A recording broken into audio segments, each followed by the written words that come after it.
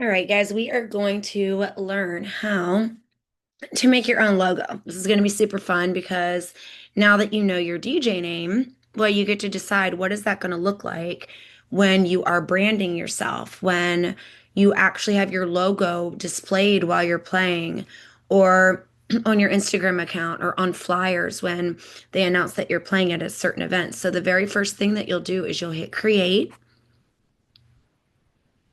and then you'll go to logo. And then you'll notice this blank page for logo. And over here on your templates, you can actually click on logo. And there are a ton of different logos that you'll be able to choose from. Now, you can choose one of these and then you can actually even add more things to it. So, for example, if I wanted to make this my logo, I could type in inner and then enter and then put sanctuary. And then I'm like, well, that looks kind of plain, so I want to add other things. I could go to elements and I could type in, maybe I would want a feather. I love feathers. And then I could add this. Now you want to think about when your logo is up, you don't want it to be too complicated. So this honestly would be a great logo. If you want to make a few different logos, you can hit add page and then go back again to logos. Now let's see how do I get back to logos? Let me remember now. I think we can just do this. There we go, logo. Had to remember myself. Oh, nope. See, that's a whole different thing now. So design. Yeah, there we were. Okay. Template logo. There we go. So go back up to design and then go to templates and then logo. So if I look at other ones, I even I like that red one. You can make as many logos as you want. I sometimes use different ones for different reasons. Um, I've actually used this one before. So and I think I actually want this one to say sanctuary, and then this one up here can say inner. I'll make it much bigger.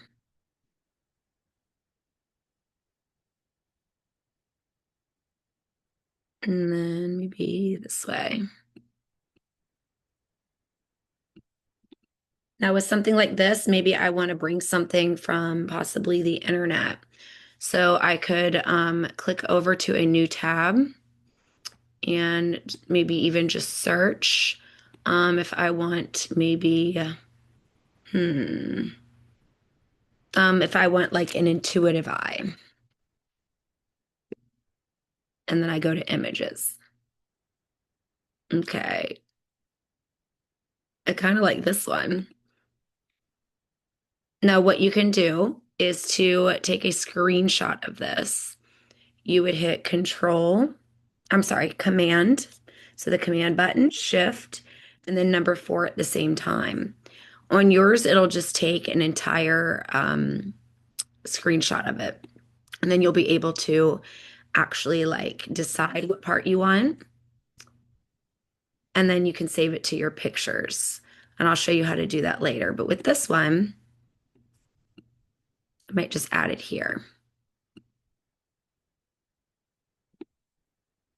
And I don't want it to say intuition. I don't want this stuff down here.